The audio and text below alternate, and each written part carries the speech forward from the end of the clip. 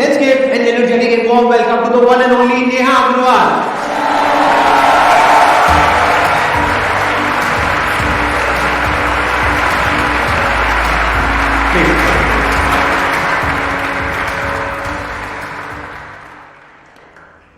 ये इंडिया की one of the top content creators हैं as far as teaching mathematics is concern. और मैंने इनका देखा सिर्फ आप पढ़ाती नहीं हैं, साथ साथ में अपनी कुछ आप एंटरटेनिंग वीडियोस भी बनाती हैं, ब्लॉग्स भी बनाती हैं।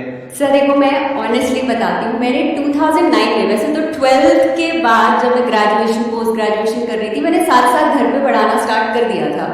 लेकिन 2009 में मैंने फॉर्मली स्कूल ज्वाइन किया पढ़ाने के लिए। 11th-12th को मैथ्स पढ़ाती थी एंड तब आप ये सोचो सेकेंड ईयर में मुझे हेड ऑफ डिपार्टमेंट बना दिया गया।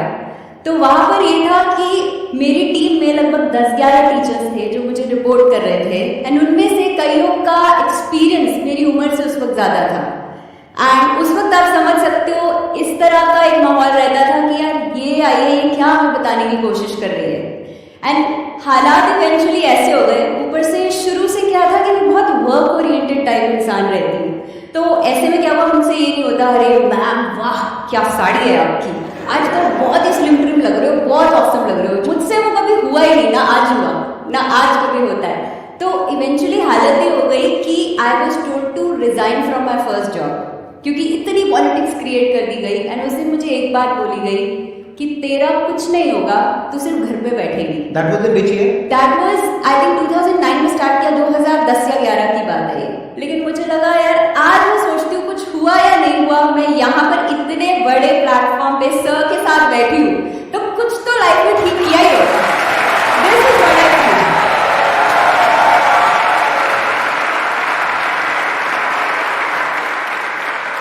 मेरा इंटरेस्ट आ रहा है आपकी जर्नी में, जब आपकी जॉब चली गई जी, फिर उसके बाद में आपने क्या किया? तो सर एक्चुअली क्या है ना कि दिमाग में ये चीज़ तो काफ़ी टाइम से चल रही थी। उस दिन मुझे लगा यार कुछ तो करना है, क्योंकि मैं हमेशा से बिलीव करती हूँ कि यार बोलो मत, अपने काम को जवाब देने दो। उस दिन मैं ना सीधा घर नहीं गई, उस दिन मैं सीधा गई बेरसराय की मार्केट। अब अगर नहीं पता हो तो दिल्ली में एक ऐसी मार्केट है जहाँ पर ना आपको बड़े बड़े कोचिंग इंस्टीट्यूट्स के मटेरियल, किसी भी आप एग्जाम के लिए प्रिपेयर कर रहे हैं, सेकेंड हैंड थर्ड हैंड औने पौने दामों पे सब मिल जाता है। तो वहाँ मैं सीधा गई, मैंने काफ़ी सारे कोचिंग इंस्टीट्यूट्स का जेई का मटेरियल खरीदा। तो मैं ऑलरेडी 11th-12th को तो पढ़ा रही थी, मैंने जेई का मटेरियल लिया एंड खुद को अगले 2-3 साल में जितने कोचिंग मटेरियल मेरे पास हो सकते थे सबसे खुद को प्रिपेयर किया। अब पहले से मैं बच्चों को तो पढ़ा ही रही थी, लकीली कुछ ऐसे ब्रिलियंट स्टूडेंट्स थे, आई थिंक उनमें से 2-3 ऐसे थे वो जेई के लिए भी प्रिपेयर कर रहे थे। तो मैंने बोला ठीक है, उनके साथ मैं भी लग गई। जब रिजल्ट आया, they got excellent results, excellent ranks and वहाँ से मुझे कॉन्फिडेंस आ गया कि अब मुड़ के नहीं देखना। उसके बाद बस मैंने डिसाइड किया अब आगे बढ़ना है एंड इसको और एक्सप्लोर करने की क्लैरिटी आ गई है। आज मैं सोचती हूँ अगर मेरे साथ वो चीज़ ना हुई होती, मुझे एक तरीके से वो लात ना पड़ी होती, तो सोच तो बहुत टाइम से रही थी, उस मार्केट से बहुत बार निकलती थी सामने से, लेकिन शायद एक करने की हिम्मत मुझे उस दिन मिली। सो आई गेस उसके बाद तो फिर there was no looking back. फिर उसके बाद में यूट्यूब की जर्नी कब शुरू हुई आपकी, कैसे हुई? एज अ टीचर मेरी शुरू से ये पॉलिसी रही है कि कोई भी बच्चा अगर मेरे से डाउट पूछने आया है तो मैं उसको ना नहीं बोलूँगी, क्योंकि ये चीज़ मैंने फील करी है। जब एक ब्रिलियंट बच्चा होता है उसमें हिम्मत होती है, वो पूछ लेता है, लेकिन एक जो एवरेज बच्चा होगा उसके अंदर हमेशा एक हेजिटेशन होती है कि यार मैं पूछूंगा लोग हंसेंगे तो नहीं, बोलेंगे क्या बेवकूफ़ है, ये भी नहीं आता।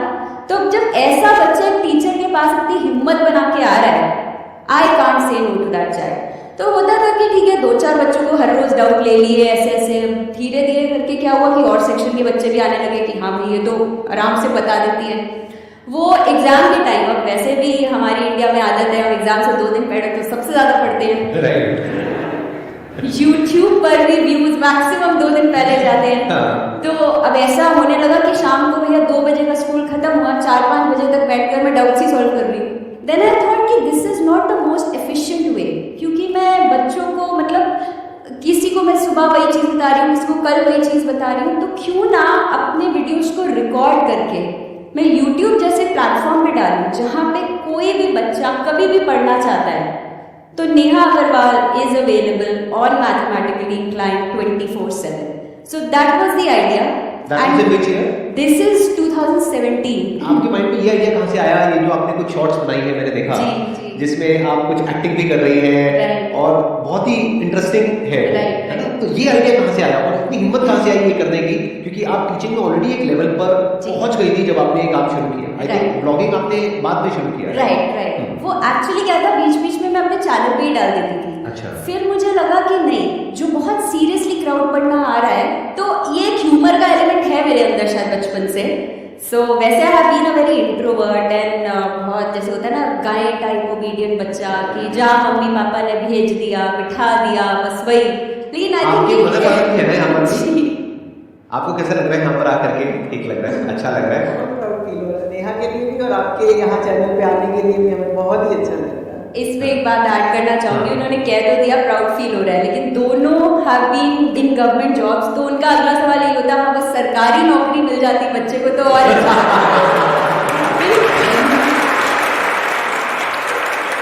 अच्छा, अभी भी हल्का सा वो है, लेकिन अब तो नहीं होगा। आप तो इतना कमा रहे हो, आप इतना कुछ कर रहे हो, आप आइडिया नहीं लगा सकते कितना कमा रही हो। बताएंगे कि नहीं, लेकिन बताना चाहेंगे आप? जितना जितना आप कंफर्टेबली डिस्क्लोज करना चाहेंगे। मैं बता रही हूँ कि मैं लाखों बच्चों का प्यार, हजारों कमेंट्स, हजारों ईमेल्स जो मैं शायद पैसे दे के भी नहीं किसी से लिखवा सकती, ऐसे ऐसे कमेंट्स आते हैं जो मुझे लगता है बच्चे कहते हैं कि मैम हमारा मैथ्स में इंटरेस्ट ही नहीं था, हम दूर भागते थे एंड हमने फॉलो करना शुरू किया एंड सडनली पता नहीं क्या हो गया कि पेरेंट्स भी बोलते हैं तुझे क्या हो गया यार, तू मैथ्स से पढ़े जा रहा है। तो I guess this is something which I feel I want, क्योंकि पैसे तो शायद जब मैं टीचिंग में आई थी उस वक्त एक स्कूल टीचर की सैलरी 10-12 हज़ार से ज़्यादा नहीं थी, तो वो इंटेंट ही नहीं था कि मुझे इसलिए टीचिंग में जाना है। मेरे अंदर आई थिंक वो कीड़ा बचपन से था, वो जैसे बच्चे कहते हैं मैं डॉक्टर बनूंगा, मैं एक्टर बनूंगा, मैं आई थिंक 7वीं या 8वीं में थी, मैं कहती थी मैं टीचर बनूंगी। अब वो ह्यूमर की अगर बात हम करें तो नहीं, ह्यूमर से पहले मैंने जो आपसे सवाल पूछा उसका आपने जवाब दिया। सबका इंटरेस्ट उसी में आ रहा है कि आप कमाते कितना है। मैं ठीक कह रहा हूँ? यस और नो? जितना आप कंफर्टेबली बताना चाहें, नहीं तो ऐसी ब्रॉड सा एक नंबर देके छोड़ दीजिए ताकि कि आगे थोड़ी फट जाए। हाँ। मैं बेसिकली जो कमाती हूँ, जो चैनल जो मैंने monetise I think 1-1.5 lakh subscribers तक तो किया ही नहीं था, क्योंकि वो इंटेंट था ही नहीं मेरा। मुझे था यार पढ़ाना है, मेरे को थोड़ी सी जो मैथ्स की नॉलेज है वो बांटना चाहती हूँ। When I started with this journey then I realise कि नहीं, अगर मुझे और एक्सपर्ट साथ चाहिए होंगे, जैसे कोई मेरे लिए मुझे स्लाइड्स में हेल्प कर रहा है, कोई टाइपिंग में हेल्प कर रहा है, कोई एक्सपर्ट्स हैं जो अपनी फील्ड के हैं, जो वो इनपुट्स दे रहे हैं, so then if I have to sustain this model तो मुझे कुछ ना कुछ यहाँ पर ऑन करना पड़ेगा। तो डेफिनेटली मैं इतना तो कमा लेती हूँ एंड मेरे और भी बहुत प्रोजेक्ट्स चलते हैं। तो ये चैनल जो है मेरा वो प्रॉफिट माध्यम से नहीं है, मैं सिर्फ इतना है कि अगर मैं करूँ सिर्फ ये भी कर रही हूँ तो I can coolly sustain this. हाँ जी, मतलब ये भी नहीं बताएंगे। चलो अब आगे बढ़ते हैं। हाँ, आप बात कर रहे थे ह्यूमर की, ये ह्यूमर वाला पॉइंट कहाँ से आया? तो इनफैक्ट मुझे लगता है कि जब हम एक मैथ्स टीचर के बारे में सोचते हैं, आप खुद बताओ आपकी क्या इमेज आती है दिमाग में? मतलब ऐसी तो बिल्कुल नहीं आती। मैं बताती हूँ, मुझे भी याद है, मुझे भी याद आती है वो इमेज, आपकी इमेज से बहुत अलग है। बहुत मार खाई है मैंने, मतलब कितनी पिटाई हुई है मेरी वो मैं ही जानता। मैं खुद बताती हूँ, वो इमेज ऐसी आती है, स्ट्रिक्ट सी, खड़ूस सी टीचर, ठीक है, मतलब जिसको और कुछ लेना देना नहीं है। एक होगी बहुत ही ब्रिलियंट सी जिसका IQ हाई होगा, वो आके क्लास में अपने जो 10-15-20 साल का एक्सपीरियंस है वो आके बच्चे को बोलेगी देखो ये तो ऐसे हो गया, इसमें ये फॉर्मूला लगा हो गया। ठीक है, जो ब्रिलियंट बच्चा है वो किसी भी टीचर से पढ़ लेता है, लेकिन एक जो एवरेज बच्चा है उसकी क्लास में अगर ऐसे टीचर की क्लास में वो 2 घंटे भी बैठ जाता है, उसका सब्जेक्ट पर से विश्वास उठ जाता है, उसे लगता है ये हो क्या रहा है, राइट? तो उसको मतलब कितने रिलेट कर पा रहे हैं इस बात से? ऑलमोस्ट सब कर पा रहे हैं। हाँ सर, इनफैक्ट मैं भी कर पा रही हूँ, मैं आपको बताती हूँ। अच्छा, आपके साथ कुछ ऐसा ही हुआ था, तभी लगता है आपके अंदर ये जज्बा पैदा हुआ होगा कि था सर जो इस तरह से बाहर आया जो मेरे साथ मेरी और सब नहीं होने दूंगी। राइट, तो बेसिकली मतलब इस तरह की इमेज हमेशा रहती है और ऐसा फील होता है जब वो बच्चा गया कि जैसे यार मैं किसी ट्रेनिंग स्कूल में बाइक सीखने गया था और यहाँ टीचर मुझे मौत के कुएं में घूम के दिखा रही है और बोल रही है देख कितना आसान है, क्योंकि वो तो पिछले 15 साल से यही काम कर रही है। अब मेरे को लगता है यार मैं तो रहने यार ये मेरा सब्जेक्ट बस का ही नहीं है। राइट। सो यहाँ से वो बच्चा डिस्कनेक्ट सिर्फ टीचर से नहीं होता, वो सब्जेक्ट से ही हो जाता है। उसको लगता है ये मेरे से नहीं होगा एंड वो वहाँ से भागने लगता है। अब वहाँ पे मुझे लगता है कि मेरे जैसी टीचर जो एक बहुत एवरेज टीचर है, जो उतनी ब्रिलियंट नहीं है, जो खुद उन बच्चों में से ही आई है, क्योंकि मेरी खुद ये हालत होती थी, मम्मी पापा यहाँ बैठे हैं जिसको मैथ्स को देख के रोना आता था, जो बोलता था यार मेरे बाद मैथ्स बस की है ही नहीं। मतलब 11th में जब मैंने एंटर किया था, मैंने मैथ्स ड्रॉप कर दिया था। मैंने कहा था मेरे बस का नहीं है, मुझे नहीं पढ़ना। वो आई थिंक पापा के कहने पर कि ले लो, ट्राई करके देख लो, उनकी हमेशा से आदत रही है फोर्स नहीं करना, लेकिन पीछे से हल्का सा कह देना कि चलो ट्राई करके देख लो बेटा, शायद अच्छा लगे। तो वो उस वक्त इसी तरह से लिया था। तो आई गेस मुझे लगता है कि मैथ्स वैसे ही इतना भारी भरकम, बच्चे वैसे ही बोझ के तले दबे हुए हैं। आप देखो 11th में आते हैं तो वैसे ही वो वॉल्यूम में और टफनेस में 10x हो जाता है। उसके ऊपर मैं भी आकर ऐसा चेहरा बना के और शुरू हो जाऊं कि अब ये पढ़ना है, तो मेरे ख्याल से खुद भी नहीं बैठ सकती ऐसी क्लास में। So that is when I thought कि नहीं यार, दैट इज व्हाई आई से at my channel let the magic begin, कि यार अब कुछ मैजिकल करते हैं एक लाइट सी चीज के साथ, एक ह्यूमर के साथ। तो वो आई गेस समथिंग, क्योंकि मुझे लगता है मैं जेई के लिए पढ़ा रही हूँ 2 घंटा 2.5 घंटा मैथ्स जैसा सब्जेक्ट, बच्चा कैसे बैठेगा? आपको कहीं ना कहीं बीच में एक लाइट माहौल चाहिए, एक ह्यूमर चाहिए। सर आपके सेशंस जितने देखे हैं, I guess humour is one thing which I have learned so much from you also, कि उसके बिना I think everything is very dry, boring हो जाता है, बहुत बोरिंग हो जाता है। तो आपकी जो क्लासेस होती है जैसे 2 घंटे की 3 घंटे की जो भी ऑनलाइन क्लासेस होती है, उसमें भी आप ह्यूमर को बीच बीच में इनकॉर्पोरेट करते हो? बिल्कुल सर, मैं क्वेश्चन के बीच में भी जोक डाल देती हूँ। जैसे क्या होता है कि कुछ टफ सा कुछ स्टेप किया तो मैं बोलती हूँ हाँ आप तो पूछ रहे होगे, नहीं हाँ सपना आएगा मेरे को, ये क्या हुआ कैसे कि, और फिर मैं बोलती हूँ नहीं बेटा पहली बार तो सपना आएगा नहीं, सपना आएगी। अब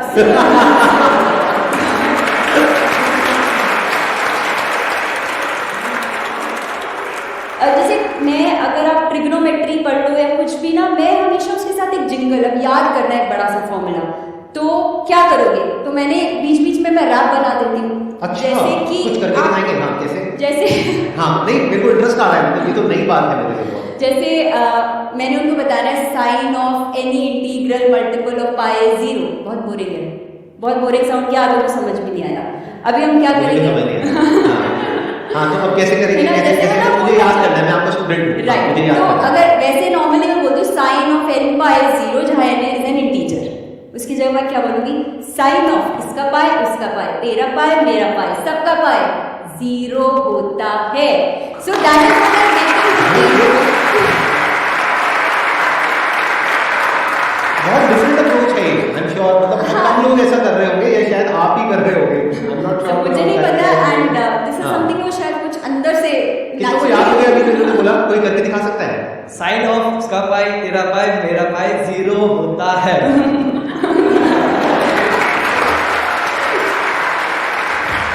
साइन ऑफ इसका पाई, उसका पाई, तेरा पाई, मेरा पाई 0 होता है। That's it. अच्छा, मतलब सबका पाई 0 ही होता है? क्योंकि इज इट अ फैक्ट या फिर ये सच में? और बस इंटीजर होना चाहिए, फिर मैं बोल देती हूँ बस इंटीग्रल मल्टीपल होना चाहिए। अच्छा, अगर इंटीजर होता है जी, तो sine of pi 2 pi, 3 pi, 4 pi, 5 pi, minus pi, कुछ भी 0 ही होता है। ये पाई वो पाई 0 होता है। मेरे को आज तो मैंने एक चीज तो सीखी। बहुत सारी ऐसी एक्चुअली मैंने जैसे बनाई थी कि अब कॉस का इंटीग्रल मल्टीपल ऑफ जो पाई आता है, अब क्या है बच्चे कंफ्यूज हो जाते हैं 1 कब आएगा, -1 कब आएगा। तो मैं उनको बोलती हूँ चलो आ जाओ मेरे साथ, एक मंत्र पढ़ते हैं हम लोग। क्या? इवन पॉजिटिव और नेगेटिव, इवन पॉजिटिव और नेगेटिव। मतलब अगर वो इवन मल्टीपल ऑफ पाई है वो आपको +1 देगा, और मल्टीपल ऑफ पाई है तो -1 देगा। खत्म।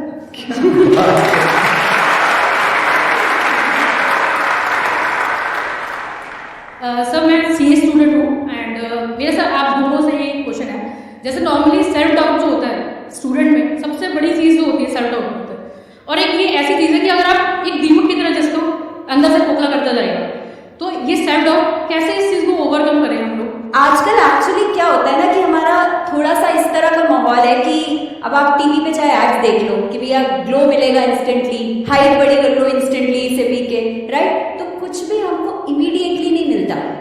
जैसे अब आप जब सेल्फ डाउट की बात कर रहे हो, आप जब तक कोई चीज ट्राई नहीं करोगे, उसमें फेल नहीं होगे, आप एक्चुअली फेल नहीं होते, सिर्फ वो एक इवेंट फेल होता है।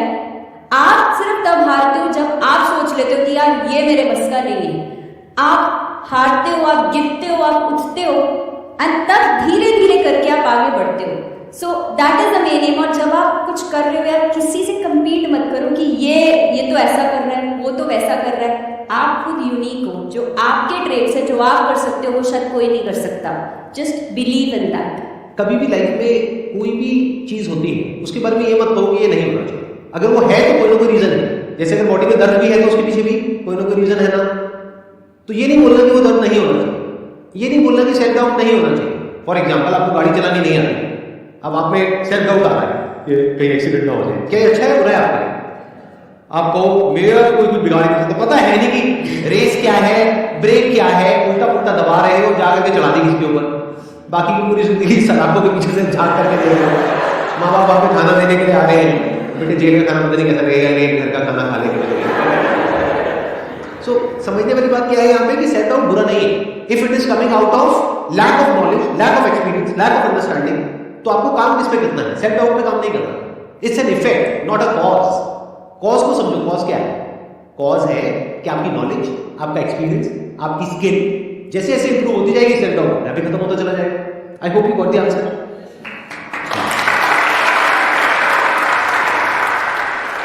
लाइफ में हम लोग जो भी काम कर रहे हैं सर, आप दोनों से मेरा सवाल, तो कैरेक्टर सर बहुत मैटर करता है। तो अगर आप दोनों से मैं पूछना चाहूँ कि एक शब्द में आपके कैरेक्टर में ऐसी कौन सी चीज़ है सर जिसने आपकी कामयाबी के लिए सबसे ज़्यादा रोल प्ले किया है सर, अगर मैं आप दोनों से जानना चाहूँ तो? आई वुड से एक नेवर से डाई एटीट्यूड, कि आप जितने भी बड़े हो, जितने भी छोटे हो, आपके अंदर एक सीखने की इच्छा हर वक्त। क्योंकि आप एक स्पेसिफिक जगह पे पहुंच जाते हो, फिर आपको लगता है बस ठीक है यार, जो मैं बोल रही हूँ परम सत्य है, मुझे आगे कुछ करने की जरूरत ही नहीं है। That is where the problem starts. So एक तो ये मुझसे होगा अगर मैंने ठान लिया है तो, अपन ये नहीं कि भैया सिर्फ जोश में है, फिर I have to work for it.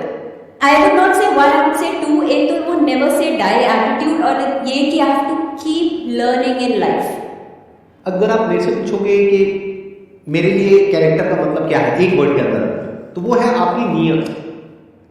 जिसकी नीयत साफ होगी, वो जैसा अंदर से है वैसे ही बाहर से है, जैसा कैमरे के पीछे है वैसे कैमरे के आगे। फॉर एग्जाम्पल, अभी कुछ दिन पहले I was just going through analytics. YouTube studio होता है, राइट। मुझे ज्यादा पता नहीं था इस सब के बारे में तो मैंने कहा एक बार देखता हूँ क्या है। तो मेरी मंथली जो व्यूज आ रहे हैं चैनल के ऊपर, टोटल जो नंबर ऑफ व्यूज होते हैं वो है करीब 7 करोड़।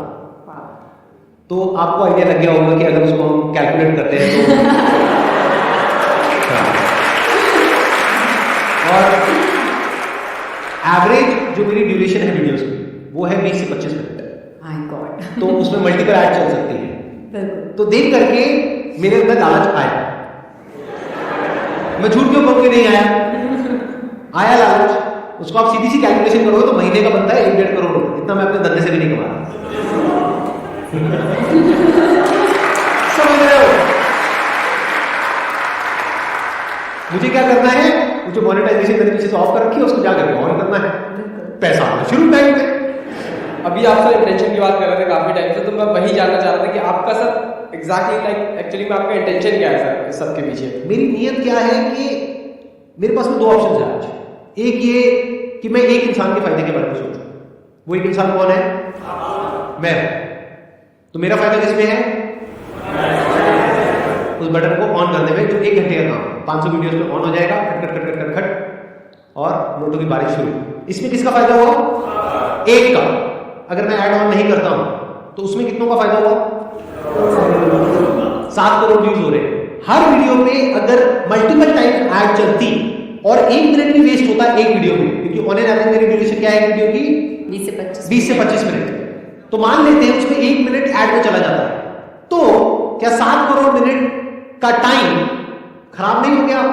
और लोगों का time is equal to money.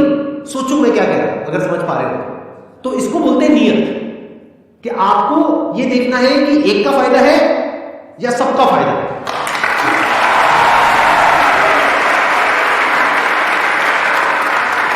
I hope आपको भी अच्छा लगा होगा यहाँ पर आकर के, इंटरैक्ट करके। एब्सोल्युटली बहुत, मतलब ये तो वो होता ही है कि एक तो आपसे मिलने का मौका तो था ही, जिसके कारण जब से आई थिंक आपकी टीम से फोन आया था नींद आनी कम हो ही गई थी। बट उसके साथ साथ यहाँ पे जो एक अलग सी वाइब है, विच आई गेस शायद हम लोग वो यूट्यूब पे नहीं देख सकते, वो जो Possibly पर्सनली नहीं। एक्सपीरियंस करना है, ये जो लाइफ का एक्सपीरियंस है वो अलग ही होता है, अलग ही लेवल है, अलग ही लेवल की एनर्जी है लोगों की। Absolutely. ये सब भरे पड़े हैं, मतलब पता नहीं कब कब से इन्होंने रजिस्टर किया हुआ है, फिर इनका सिलेक्शन हुआ है और यहाँ पर बैठे हैं, लाखों लोगों ने रजिस्टर किया हुआ मेरी वेबसाइट पे, उसमें से रैंडमली हमारी कम्युनिटी ने कुछ के नाम शॉर्टलिस्ट करे हैं, कुछ है जिन्होंने 4 दिन पहले किया है, किसी ने 4 साल पहले किया है, क्या 12 साल पहले तो मैंने सेशन भी करके छूटे गए, मेरे को सेशन करते हुए 10 साल हुए हैं। Thank you so much for coming.